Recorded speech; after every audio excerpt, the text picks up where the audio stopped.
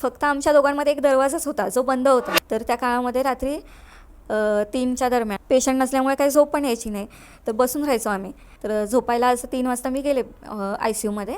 बेडवरती अशी पडले, 5च मिनटं झाले, मला झोप नव्हती लागली. मी हे केलं होतं, म्हणजे मोबाईलमध्ये थोडंसं टाईमपास करत होते.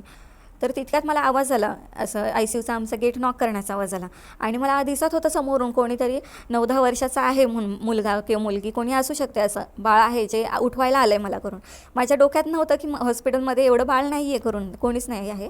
मी चप्पल घातली, मोबाईल घेतला, खिशामध्ये टाकला आणि मी दरवाजाकडे जाणार. फक्त आमच्या दोघांमध्ये एक दरवाजाच होता जो बंद होता. आणि दरवाजा उघडणार तितक्यात मला ट्यूब पेटली माझ्या डोक्यामध्ये की असं कसं होऊ शकतं की आत्ता मी राऊंड घेऊन आले 2 वाजता, कोणच नव्हतं. शिवाय OPD जरी आली तरी मेन गेट लॉक आहे, खाली सिक्युरिटी भैया आवाज देणार ना. तर मी मग मावशींना फोन केला की तुम्ही या आत्ताच्या आत्ता. पण मी मावशींना फोन करेपर्यंत ती आकृती गेली. हा व्हिडिओ पूर्ण पाहण्यासाठी बायोमध्ये लिंक दिलेली आहे, लिंकवर क्लिक करा आणि मिस्ट्री टॉक्स यूट्यूब चॅनलला जाऊन पूर्ण व्हिडिओ पहा.